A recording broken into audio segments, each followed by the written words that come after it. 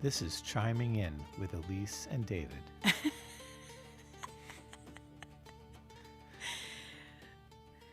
So today we're going to talk a little bit about communication and maybe the art of it.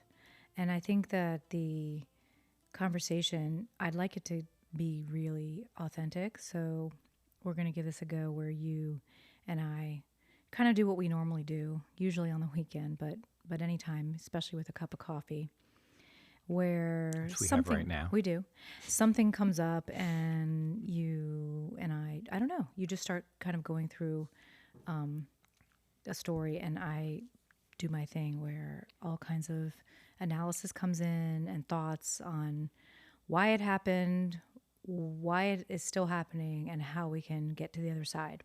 I will say that most of our communication has gone kind of next level, especially in the past few years.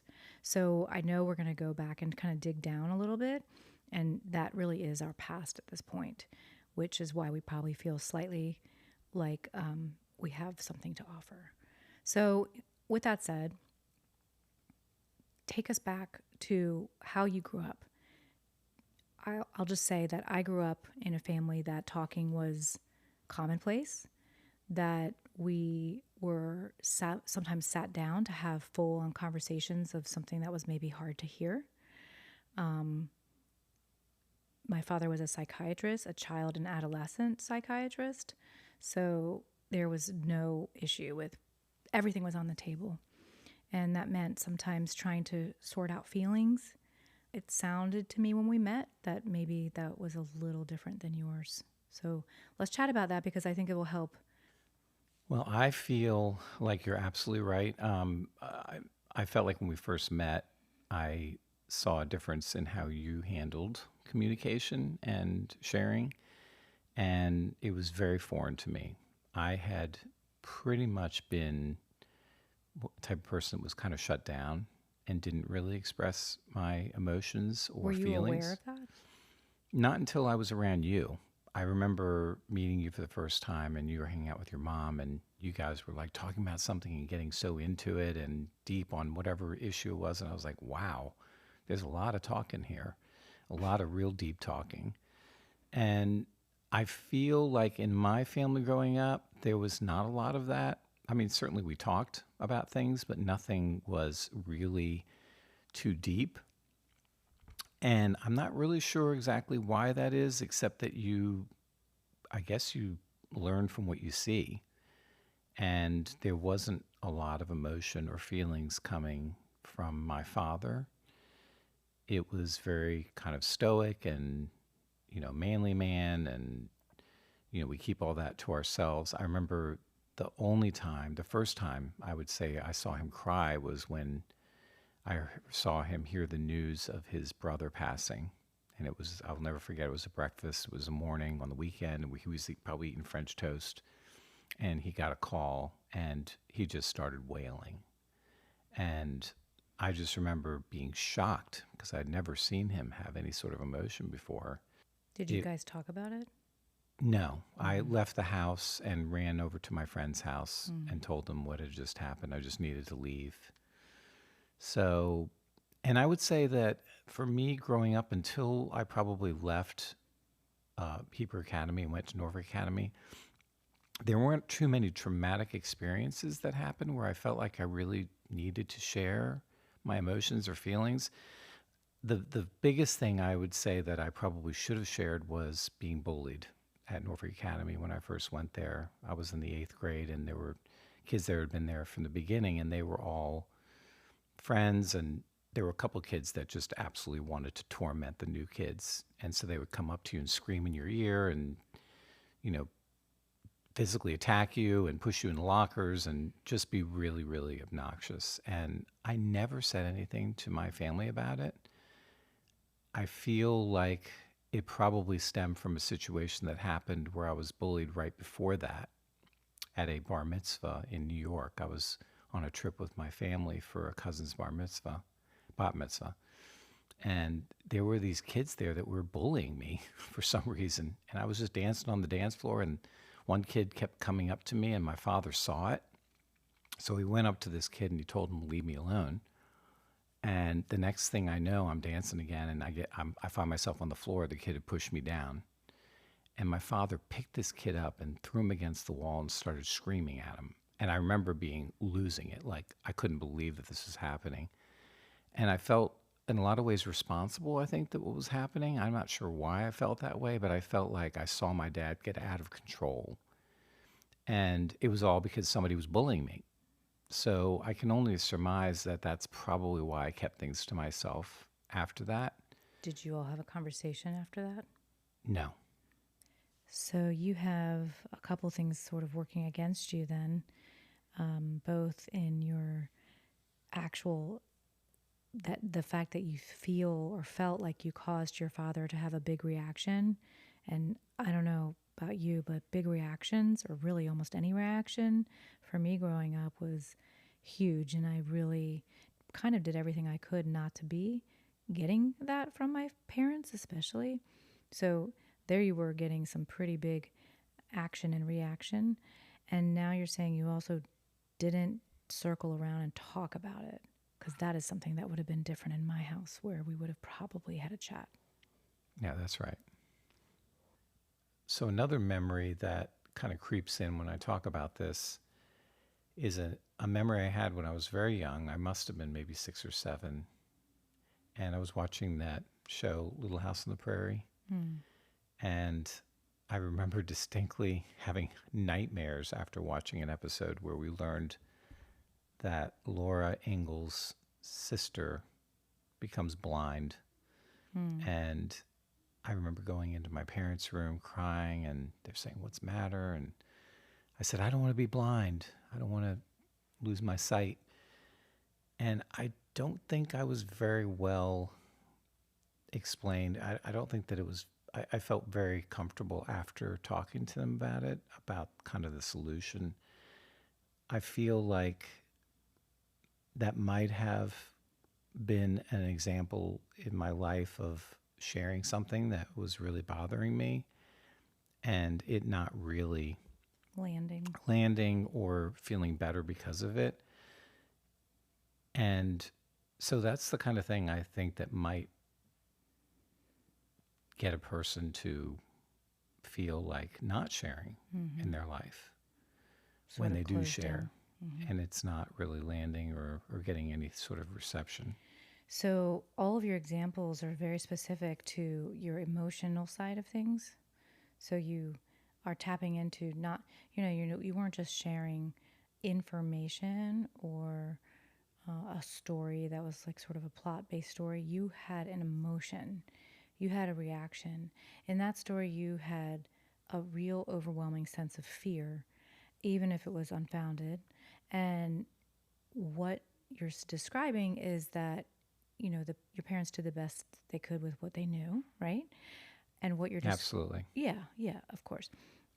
But for some reason, you're sort of sitting here today going, that I don't know that my needs were met in that moment based on how truly fearful and upset I felt.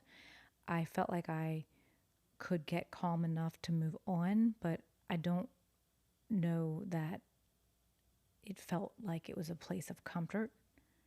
So it was uncomfortable to have the feeling, it was uncomfortable to share, and it wasn't like you didn't come to the other side where you felt safe at the other side. It was just like, I don't really want to do that again. Is that kind of the Absolutely. takeaway? Yes. Right.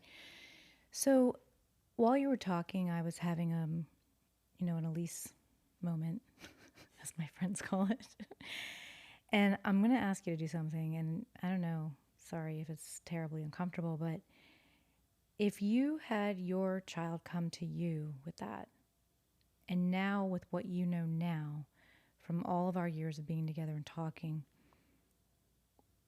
I know in your head you would have two choices. One is sort of talk to your kids like you were talked to, whatever that looked like. And the other would be what you wish you would have heard. What would have worked for you? Do you think that would have brought you to a new place so that that story didn't leave you, feeling unsafe. I feel like if the response had been, wow, I totally understand why you feel that way. And in fact, if I were telling my child, if my child came to me, I would be like, you wouldn't believe this, but I had the exact same fear, just so that they had the knowledge of me having the same experience and that I know exactly what they're thinking. But I guess just the knowledge of knowing that the person that you're talking to understands you, understands why you're feeling that way, and maybe some tricks as to how it is that they could make you feel better about Right. it. Like, well, this is, let's look up the statistics. It's really, really rare for this type of thing to happen. And back then, Laura Ingalls' time, it was probably very few options when somebody was having a problem with their site. Now we could probably fix that. Like, Mm. I don't know, just a rational thought of some of the things and kind of trying to address what the issue was and how I might feel better. Okay, so that's perfect. So, and I think we've learned this through raising our own kids.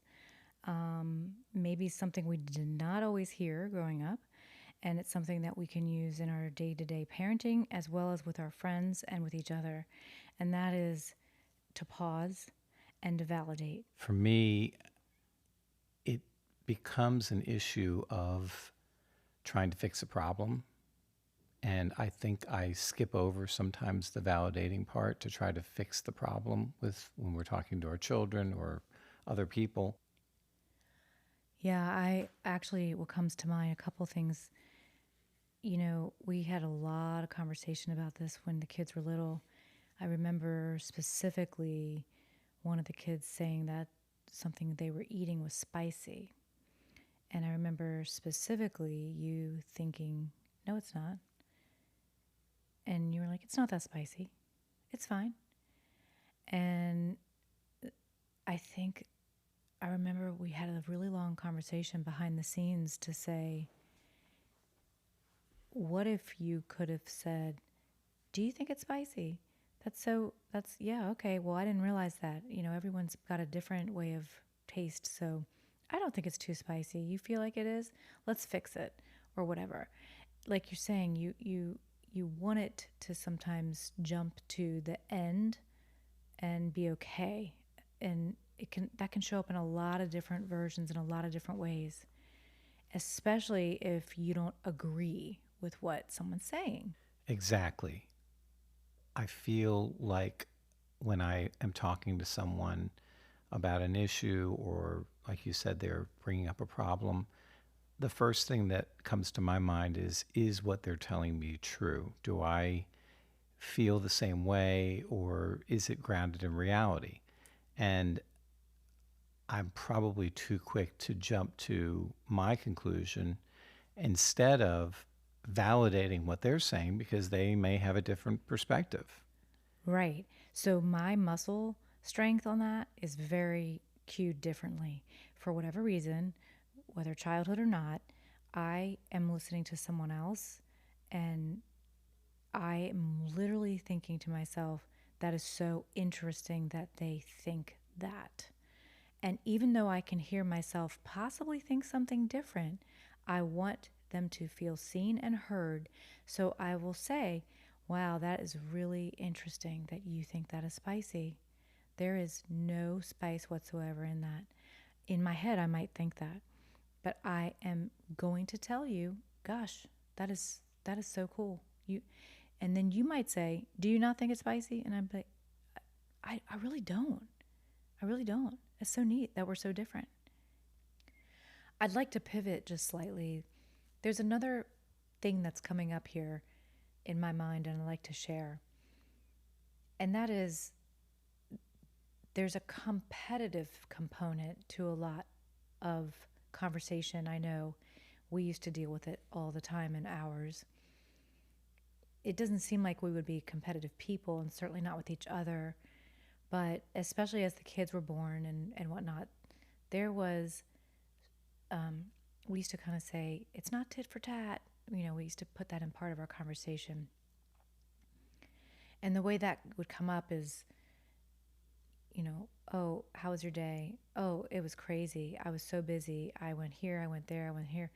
And the other person, instead of hearing it and validating it, the other one of us would be like, well, my day was crazy.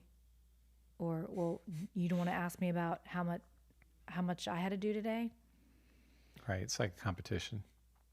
Right. And I hear that again, I don't think anyone is really analyzing this while they're doing it, but the takeaway might not be like you really liked that conversation. Or in a, partnership like ours, it's like you get kind of pissed off and need to separate, right? A friendship, you might leave lunch and be like, okay. Accidentally, I think I keep using that word, but I don't believe it's intentional is my point. I think that we we come to the table wanting so much to be seen and heard that the conversation, if we're not seen and heard within a certain amount of time, if it's all about one side and one person, and we don't have that sort of common ground, that foundation of respect, that whatever you say is just what you're saying, and you're not trying to one up the other person, I think that I don't even know where I'm going with this. So There's a lot. how do you think that in a conversation like that, then how do you think it should go instead of this one upping? Like, what would be the way to handle that situation? You're talking to your friend, they tell you about some traumatic experience. You yourself probably had something similar to Sure. that, and you have a chance to say it. Do you just not say it? Do you hold off? Do you validate first? So personally, that happens all the time. And personally, I listen, and I want to give that other person what I want if I'm going to share something like that. So for me, the way that comes out is I will hold the space, I will listen, I will validate. That's just my personal, again, I've practiced it.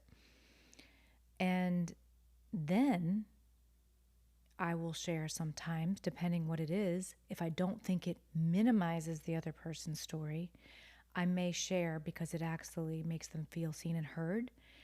I may come out and say, I had a really similar situation. I feel like I can identify with what you're feeling. I really am careful because the whole reason somebody tells me something is to share it and to be seen and heard. So why am I going to say, me too, me too, me too, in that Right. exact moment? It's actually no validation when you do that. Mm-mm. You're just going from story to story and thought to thought. And I get why people might do that because they do want to feel like the person's situation and story is familiar to them, so that adds a connective layer. I think it's their muscle reflex. That's what they're trained almost to do. Right. But what it ends up doing is essentially discounting what the person is saying and making it kind of irrelevant and like you said, one upping them. Well, I have a story, you have that story. It's not even anything compared to what I've had. Right. Even though no one's really saying those words, that's the vibe. And I know that we have in our relationship felt that, again, not anymore. We're really on the other side of this, thank God. But there were so many years, and I would say that it really came up a lot when we first went from, we were single, we became a couple, we got married.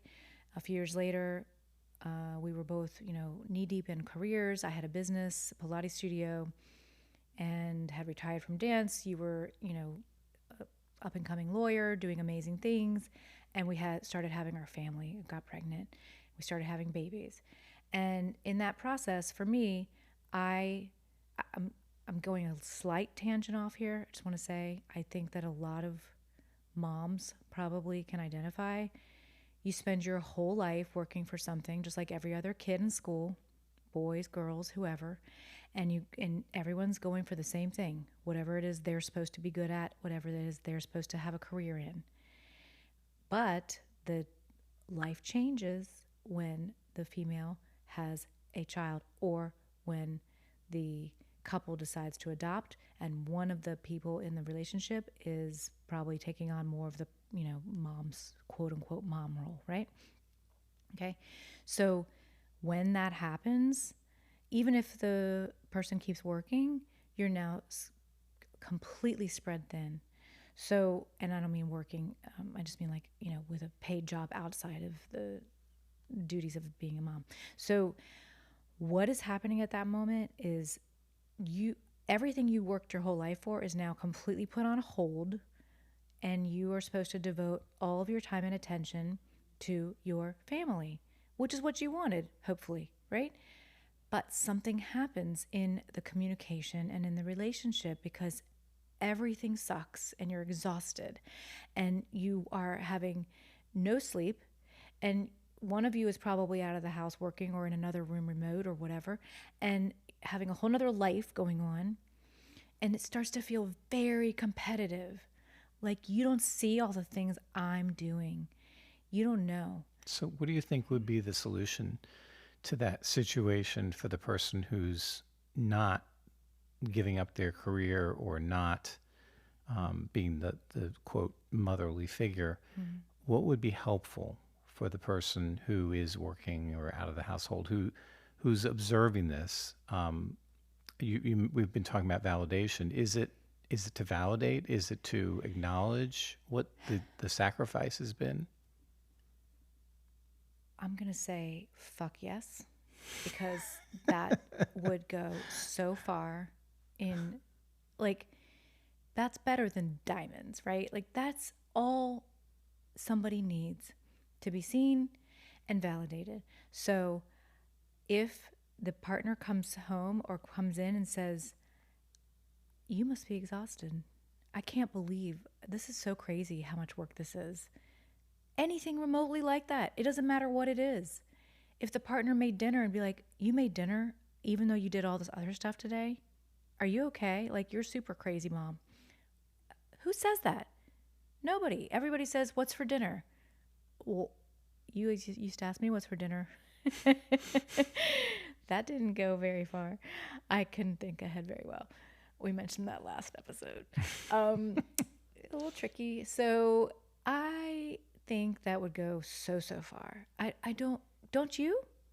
Yeah, I mean, I think that that's what's missing in a lot of relationships is the acknowledgement Yeah. of what the other person is doing, and I feel like we do that really well because We didn't always. no, it's definitely more recent. I feel like it's because our eyes are open and we're looking at each other and seeing what each other is doing, and also having a tremendous respect for that. I've we talked about this a long time ago that I felt like I only did one thing in the family situation. I don't know what that is, but maybe take out the trash. Um, I didn't make the bed. I didn't really do much at dinner time. I didn't do a lot of the things around the household. I did do stuff with the children, but now I'm like thrilled to do some of those things and to give you more time to write your memoir. And I see how much work it goes into all these things that people have to do in their household. But I love it. And I feel like it's helpful and it's making a difference. But you were open and willing to collaborate, and I think that's part of it. So that goes back to kind of full circle here, kind of kind of come to the end of maybe for this moment, because I think we could go so deep into this. But when you want to be seen and heard, and you feel safe with someone else to express those things, you have to stop and validate the other person and pause, and then you just said respect. I think it goes hand in hand with gratitude, because the minute I turned to you during our, you know, early years here, and I said thank you, like, you have no idea how grateful I am that you can have, you can afford, we can afford what we can do, and for me to be a stay-at-home mom because you're out there working. And then you'd look at me and you go, no, thank you. And in doing that, you are celebrating the other person. You are empowering the other person to be everything they can be. They're going to want to do those things for the other person. Like you just said, you wanted to help out differently than you ever thought you would have, because it made you feel good and it was very clear it was necessary and you were seen and thanked for it. Took out all, it neutralized all the concept and the feeling of any kind of competition. We started to see that it took years. I know we're kind of jumping to the end of, like I said, the sort of the punchline here, but it was a huge change in our relationship. And I I, I love the metaphor of watering the plant. And that is that you have to keep, keep it watered, not too much, not too little. You just give it enough, right? And you have to do that at all times. Otherwise, it of course dries up and dies. So if you want to keep this feeling active at all times in a relationship, again, it could be friendship, it could be work, Could be a child. it could be a child. I know we talked a lot about, a couple, parenting, whatever. I believe that every day, every day, if you're around another human being and you let them be seen, then you will be asking for that back and they will see you. And you do that a little bit every day and everything gets maintained and thrives. And when you don't do that, if you let it go too many days where you're not having conversation that's meaningful and open-minded and open-hearted and taking turns to celebrate each other, I think there's a possibility that it will go crossing that line where it's hard to turn it back. So where it's hard to bring back the plant. It's really tough. So our goal, I think our takeaway for listeners would be don't let it go. Keep it alive. And you don't have to have a green thumb. You just have to give it a little bit, a nurturing, a purposeful, intentional nurturing. So the next time you see your spouse or your partner or your child come in and they say something to you, take it 1 inch deeper and open up the thought of validating their first sentences before you say anything else. I love that.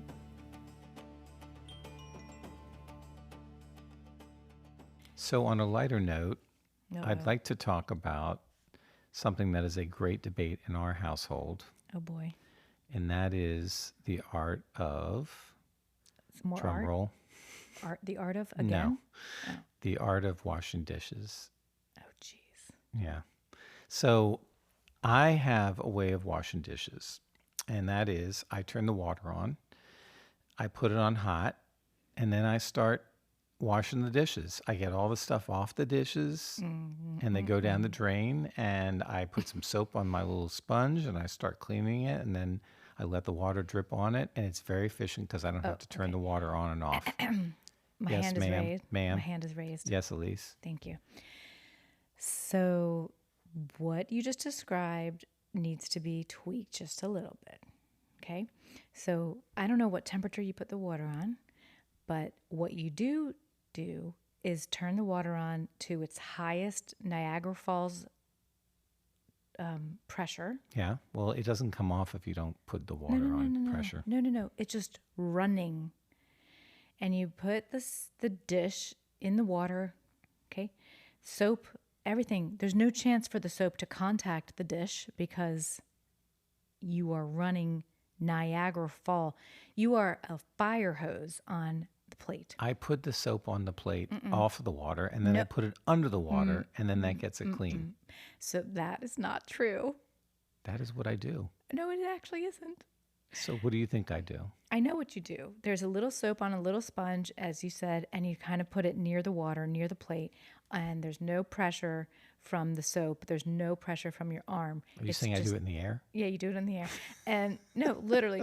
And there's, okay, so grease or whatever, oil, forget it. So my technique that I have tried to perfect is putting the soap on the sponge, which already has some water in it probably, and then that goes on with aggressiveness. And then you turn the water on? Yes, you soap up the dish. You soap up the dish or whatever it is. We're probably not using dishes. Those What are in if the the dishwasher.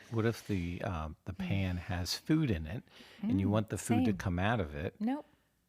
You just leave it in there with the It's gonna come out sponge. in a minute. Oh, so you So as just soon, yeah, because if the pan is already wet when you put the soap on, then it doesn't scrub off the grease as well. oh. Well, let me ask you a question related. When you are taking a shower and you get into your shower, do you scrub yourself with soap and you wait 5 minutes before turning the water on? Is that what you do? I'm just curious because it's a very similar situation. No, no, let me tell you the difference. Let's hear the I am difference. not I am not covered in olive oil. Well, you could be. I mean, it's possible. No, I'm really not. So that is the difference. So that's the difference. If it's well, what if what I just cooked with had no olive oil in it? Then are you okay with just using the Niagara Fall method? Okay. Okay. Are we quite through? Well, I feel like we need to invite our listeners to Oh, tell us okay. what their thoughts are. All I right. definitely want to hear some responses on what people do. You do the Niagara Fall method, which is to turn the water on and go have at it, No, I washing think that things in the air. no, I think the spray or whatever, the water is important after you soap up the dish. Yeah, So then you I use don't it. want to have to turn the water on. I just want it to be on. I just want it to be there, instant, ready to go. I don't like to waste.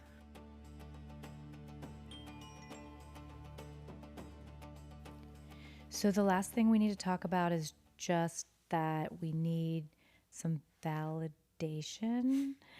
And we need, if you're listening to this, to please share it with someone that you love so that we can be a little more seen and heard by the rest of the world. So it's really simple. You just subscribe and follow. You actually press the little arrow share button. You tap the stars, 5, whatever. Was it 4 or 5? 5. I don't know. And that's it. And if you want to spend a minute in writing a review, great.